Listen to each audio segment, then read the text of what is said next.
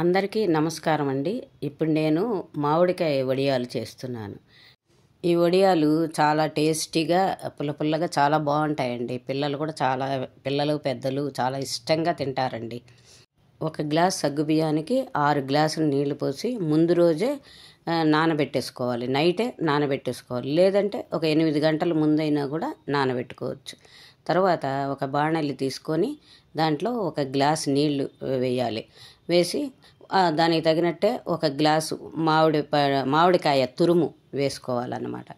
వేసుకొని తర్వాత ఎక్కువసేపు ఏమీ అది ఉడకనవసరం లేదు. కొంతసేపు వేడెక్కితే చాలు. తర్వాత ఈ సగ్గుబియ్యాన్ని అంతా దీంట్లో ఆ నీళ్ళతో సహా వేసేయాలి. వేసేసి బాగా కలిపితే అది కొంచెం ఉడికిపోతుందన్నమాట. ఎక్కువసేపు ఏం పట్టదండి. సగ్గుబియ్యం బాగా నానిపోయింది కాబట్టి మనకి ఎక్కువ టైం ఏం పట్టదు. చాలా ఈజీగా అయిపోతుంది. తర్వాత ఒక గ్లాసు బియ్యపిండి తీసుకొని దాన్ని ఒక గ్లాసు నీళ్లు పోయాలి. ఒక గ్లాసు బియ్యపిండికి ఒక గ్లాసు నీళ్లు పోసి నీళ్ళలాగా పల్చగా తయారు చేసుకోవాలి. తర్వాత దీంట్లో ఎండుమిరపకాయల్ని చిన్న చిన్న ముక్కలుగా చేసి దీంట్లో వేసుకోవాలన్నమాట. అంటే రుచికి కారం కావాలి కదా మనకి, కారానికి. తర్వాత ఈ బియ్యపిండి మనము పల్చగా కలుపుకున్నాం కదా, దాన్ని కూడా ఈ సగ్గుబియ్యం దీంట్లోనే కలిపేసి బాగా ఉడకబెట్టుకోవాలి. 10 నిమిషాల్లో అయిపోతుందండి.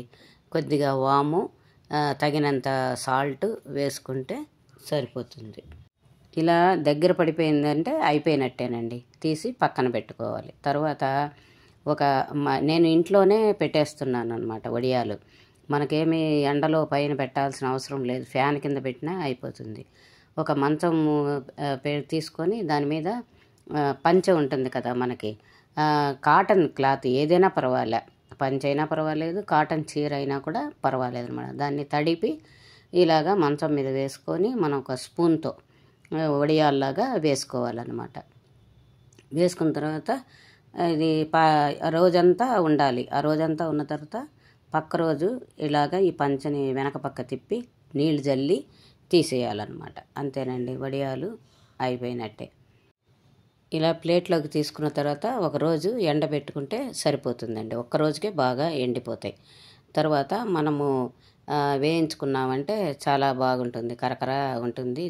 తినడానికి కూడా పుల్లగా కూడా బాగుంటుంది అన్నమాట. మీరు కూడా ట్రై చేసి ఎలా వచ్చిందో నాకు కామెంట్ చేయండి. Thank you for watching.